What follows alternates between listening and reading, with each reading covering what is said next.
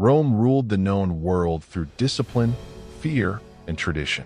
Its armies conquered nations, and its laws shaped history. But Rome did not always fall because of enemies. Sometimes, it nearly collapsed from within. This story begins with a boy born into absolute power, surrounded by marble halls, servants, and silence. His name was Commodus. His father was Marcus Aurelius, a philosopher emperor, respected by soldiers and citizens alike. A man built for responsibility. Commodus was different. He disliked duty, but he loved attention, especially when others were watching him. There was one place that made his heart race: the Colosseum, where men lived or died by the sound of the crowd. When Marcus Aurelius died, Rome waited for stability. They believed the empire would continue unchanged. Instead, Commodus took the crown. Young, confident, and dangerously insecure. At first, he ruled carefully, listening to advisors, following tradition, playing the role expected of him. But power without admiration felt empty.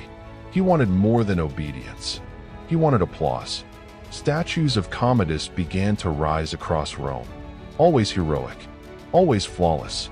The people applauded, but quietly, out of obligation, not love.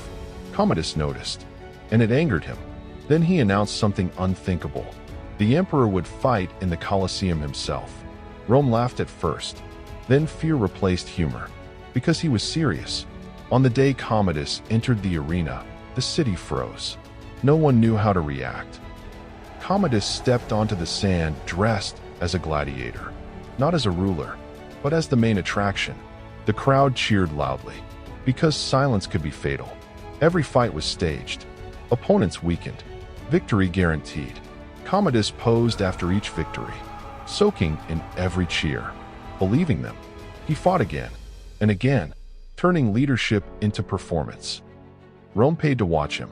Taxes increased. Food grew scarce. Outside the arena, the empire weakened. Inside the palace, fear replaced loyalty. Even his guards no longer trusted him. Commodus believed himself immortal, a living god. The crowd's cheers grew softer. Commodus noticed the change, and it terrified him. That fear sealed his fate. A quiet plan formed behind closed doors. Poison failed. The emperor survived.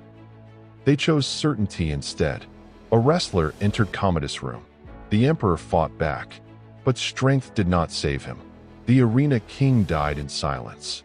Rome woke up the next morning and continued. There was no mourning, only relief. His statues still stood, but their meaning was gone. The Colosseum stood quiet.